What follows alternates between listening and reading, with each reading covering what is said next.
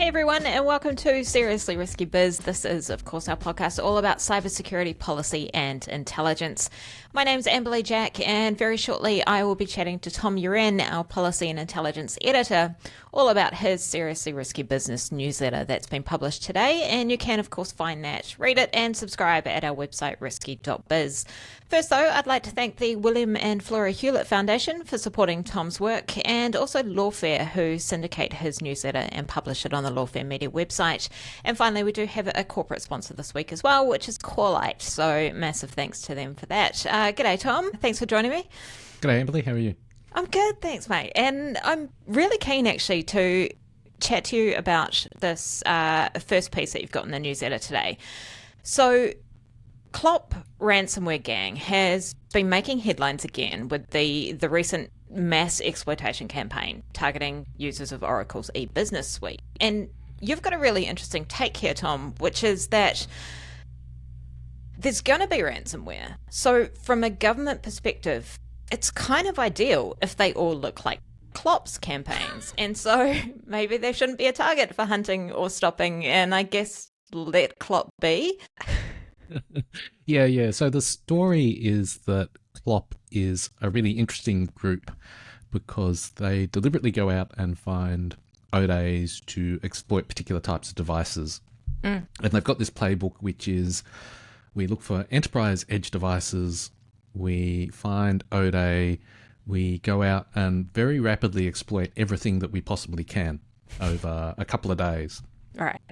And they'll do things like they'll start on a public holiday or a weekend.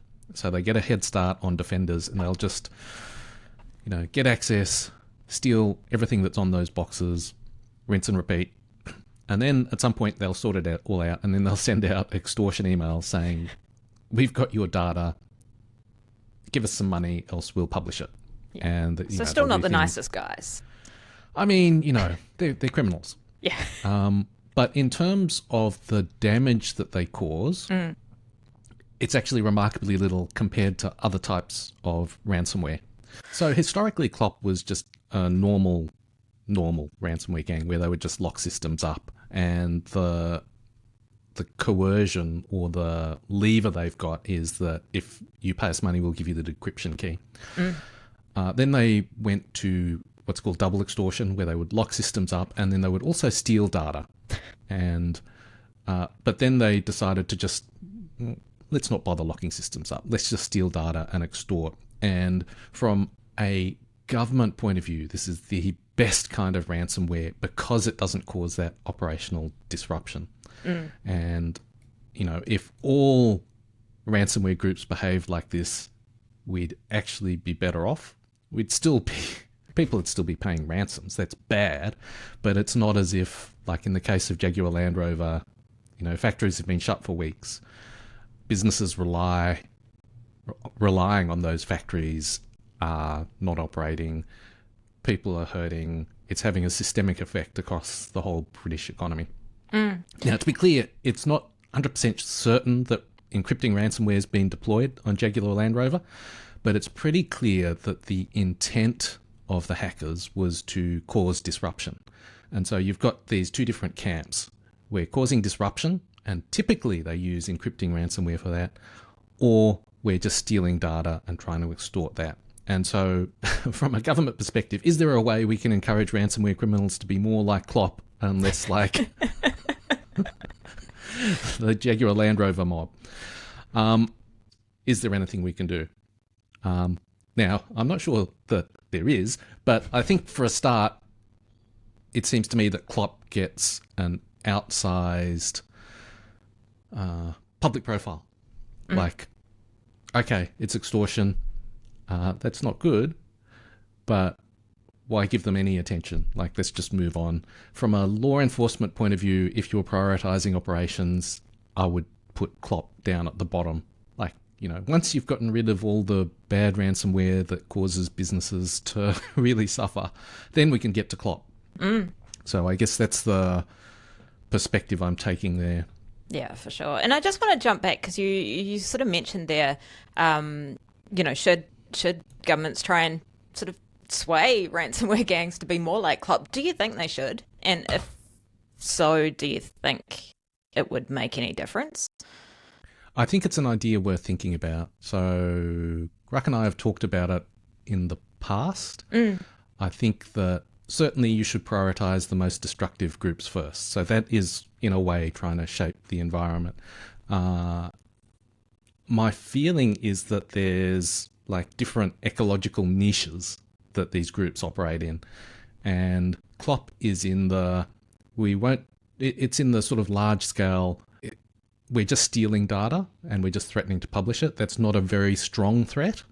But because we'll get a lot of reach by going through mass exploitation of particular devices, that's good enough. So that's one strategy. Another strategy, which is actually a lot more work, is to burrow in deep into an organization and then really try and disrupt it. And so you need to do the work to understand how it operates, what parts you're going to encrypt or disrupt to actually have an operational impact that they'll care about. So that's like a high investment, potentially high return. So if you get into a large organization where there's a lot at stake, you can potentially get a big ransom. And so that's a very different type of strategy. And then there's like, the commodity, automated lock up consumer level systems and maybe charge $100 per key or something like that. And that's a different strategy again. I think that people will fill these niches regardless of what governments do. But you want to try and shape as much as you can. So I guess for the really impactful ransomware, it's like, let's arrest these people, make sure they go to jail for as long as possible, and that's a form of deterrence, and that will shape the market at least a little bit. Yeah, for sure. And I mean, it's pretty clear that Clop, despite not being super disruptive, is still making pretty good bank with their... Yeah, so there's a ransomware incident response firm called Coveware, and they get data from the firms that they've helped deal with incidents, and they produce statistics every quarter. And they estimated that Clop would make somewhere in the order of 75 to 100 million US dollars from a previous campaign, which they ran, I think it was 2 years ago. So that was a particularly successful campaign. That's good money. Yeah. I've got to say. So I don't see them stopping. It seems like they've settled on a place where they're happy, and they, in the sense of, I think they do these campaigns. It seems like their current pace has been 1 or 2 a year, where they find a particular target system that they like. So they've gone through half a dozen at this point, different types of enterprise file transfer software or devices or appliances. And, if you're making, let's say, in the order of 10 million to 50 million once or twice a year, that's pretty good. Seems like a good living. And they also do things that I think appear to me to be deliberately designed to reduce their profile in terms of government and law enforcement attention. So they'll say things to media like, if it's government or military or state scientific research, we just delete the data. And they'll say that to media apropos of nothing. Like just out of the blue. Oh, and by the way, we delete all the important data that governments might care about. So they're playing the game well.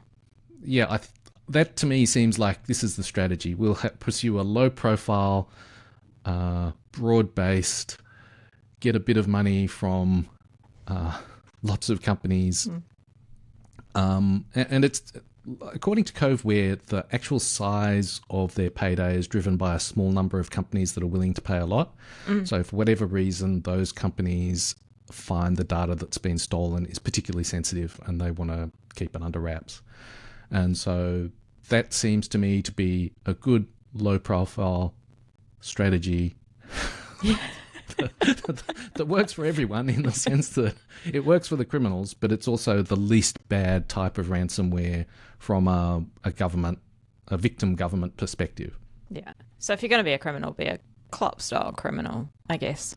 Yeah, that's the message. Nice. Hey, moving on, Tom, to the second piece that you've written about today, and state-backed influence campaigns seem to kind of be all the rage at the moment, but the US has its head stuck in the sand, I guess you could say, and pretending they don't really exist. And you're saying it's time to change that. Wake up, pay attention. Yeah. So pretty much as soon as the Trump administration came into power, the Attorney General, Pam Bondi, she shut down an FBI foreign interference task force, I think like the first day she was in the office. And then in April, Marco Rubio, Secretary of State, shut down the State Department's office that countered foreign influence operations. So basically, they both shut them down. And my take is that it was driven by their sort of party political biases about influence operations. Now, since then, there's been this regular stream, more than ever, I think, of the media reporting about different countries running influence operations. So in the piece, I talk about a Israeli operation against Iran. That one was particularly interesting because they actually timed some of the campaign's activity to coincide with airstrikes. Yeah. So this was when Israel was bombing Iran. They actually tried to develop greater... it seems to be intended to incite action against the Iranian government.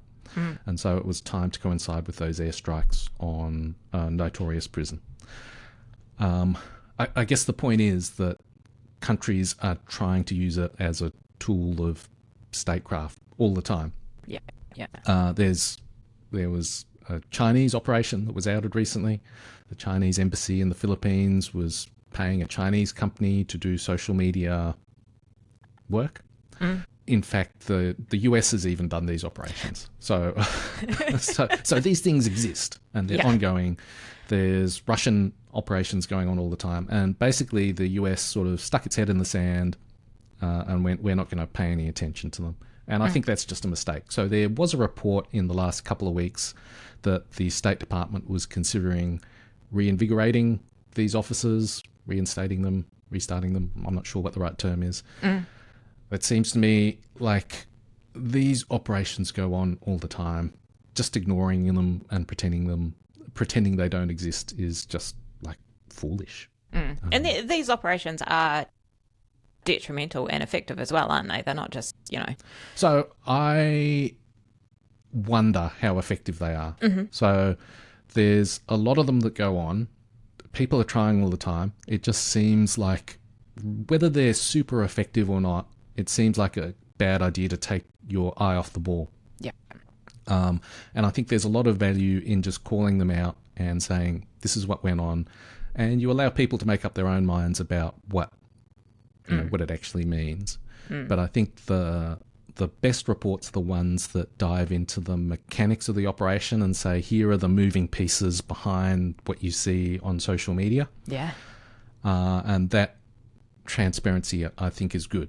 Yeah. And so one argument you could take, if you had done that for an amount of time, is you could say, these operations typically amount to nothing. So we're not going to care about them. I think that would be that's a reasonable argument to actually shut down that kind of State Department office.